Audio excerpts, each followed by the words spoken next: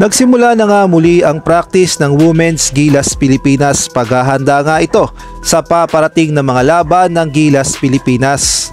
Samantalang ang Gilas Pilipinas Men's naman ay wala pa ngang practice at hindi pa nga nabubuo ang pool na gagamitin dahil busy pa nga itong si Coach Tim Cone sa Barangay Ginebra dahil alam naman natin na ongoing ang Commissioner's Cup at ang Barangay Ginebra nga ay napasama sa Final Four ng semifinals. Kaya naman malaking hamon talaga para kay Coach Tim Cone kung paano niya nga ba pagsasabayin ang pagiging coach ng Gilas Pilipinas at gayon na rin ang pagiging coach sa Barangay Ginebra. Sa ngayon kasi ay wala pa ngang Gilas practice at wala pa ngang Gilas pool at magkakaroon na nga ng laban ng Gilas Pilipinas next month sa February. Ito nga ay sa FIBA Asian Qualifiers dahil sa 2025 ay makakaroon nga ng FIBA Asia Cup, kaya naman kailangan na talagang maghanda ng Gilas Pilipinas sa February dahil ongoing na nga ang FIBA Asia Cup Qualifiers. Sa ngayon nga ay wala pa ngang Gilas pool at wala pa ngang formal na practice ang Gilas Pilipinas. Samantalang narito naman ang schedule ng mga laban ng Gilas Pilipinas.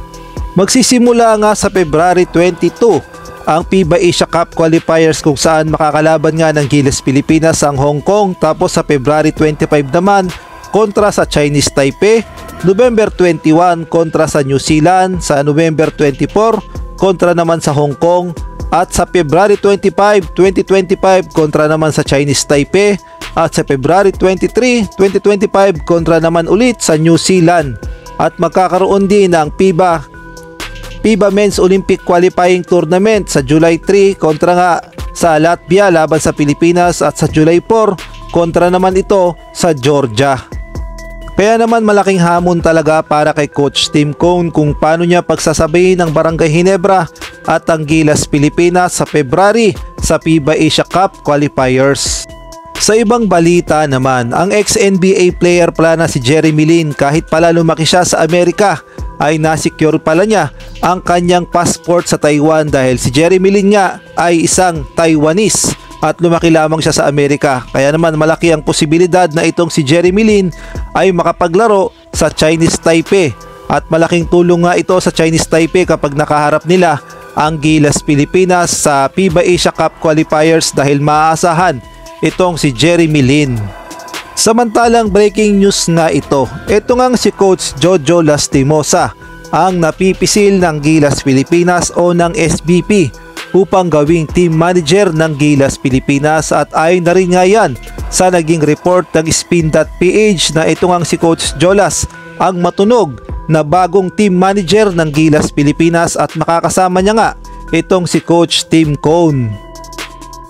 Sa ibang balita naman, sa magiging laban nga ng Magnolia Hotshots kontra nga dito sa independent team na Phoenix Fuel Master, marami nga ang nagsasabi na yamadong-yamado talaga ang Magnolia Hotshots sa magiging laban dito nga sa semifinals.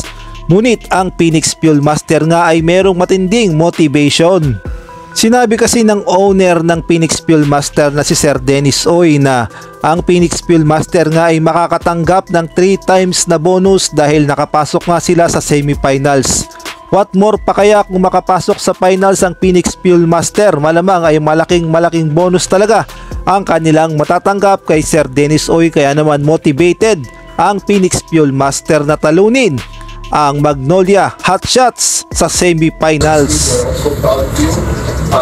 Raymond said I should announce bonus times. Yeah!